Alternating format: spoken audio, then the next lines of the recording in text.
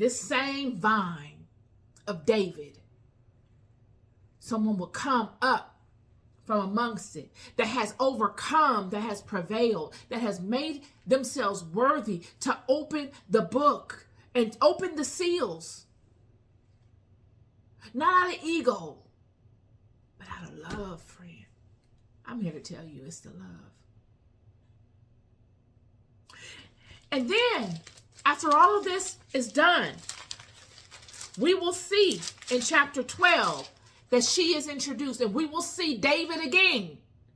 But within her, we will see the feminine aspect of the vine of David for the first time. And there appeared a great wonder in heaven, a woman clothed with the sun and the moon under her feet, and upon her head a crown of 12 stars. If this ain't Solomon, Sol, S-O-L, son, that O is that feminine aspect, that pregnant portion of things, and then moon. It all comes full circle. This is the love, y'all. This is the love of the mother from beginning to end, and all points in between are the reconciliation of it. It's the reconciliation of her children becoming overcomers, ascending to a level of godliness the hard way. You earned your level of godliness, friend. Whereas God had you in the garden in a safe environment, surely you would have ascended to godliness had you never had any encounter with a demon, a devil, or any kind of foe. But how formidable would you be? How formidable would you be? You ascending to a level of godliness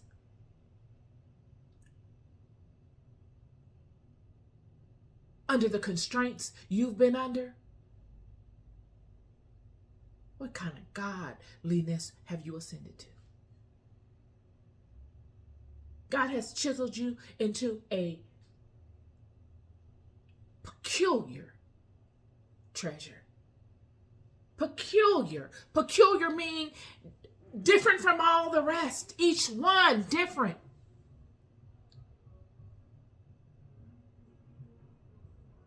As I said before, there are many gods.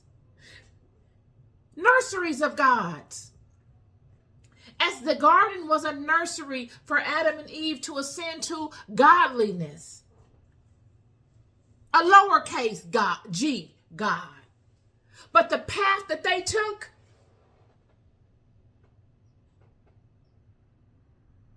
in overcoming that which was there to destroy them has made them a capital G God. Peculiar treasure.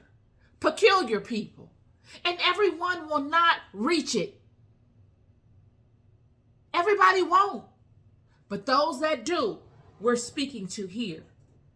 This is my conversation for you. This is not a Bible study. I did not mean to make it into a Bible study, but I wanted to get on the woman.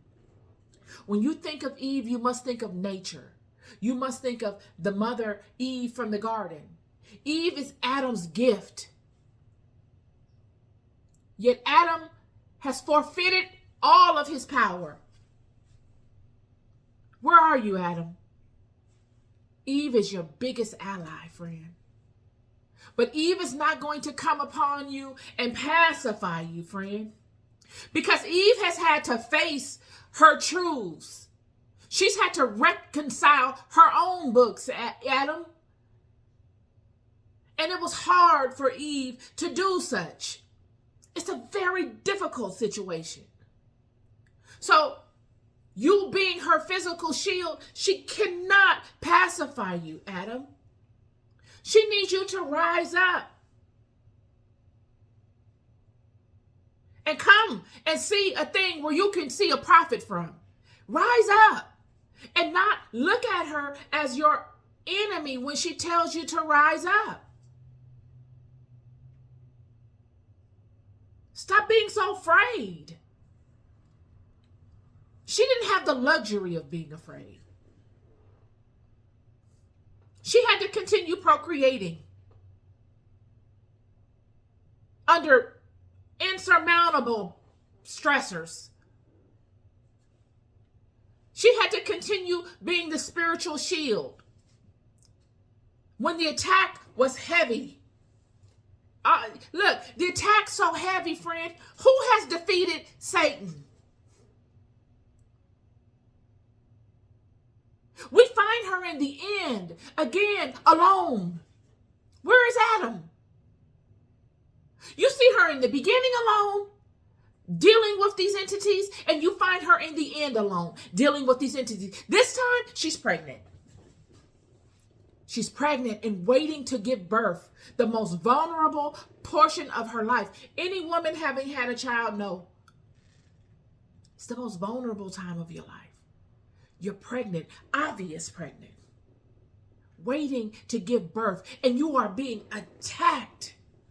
And you don't have your Adam, but you have your God. Oh, it's a marvelous thing. It is a marvelous thing. It is a marvelous thing. And she is giving birth to an Adam. It is she that is waiting to give birth to an Adam, and that will.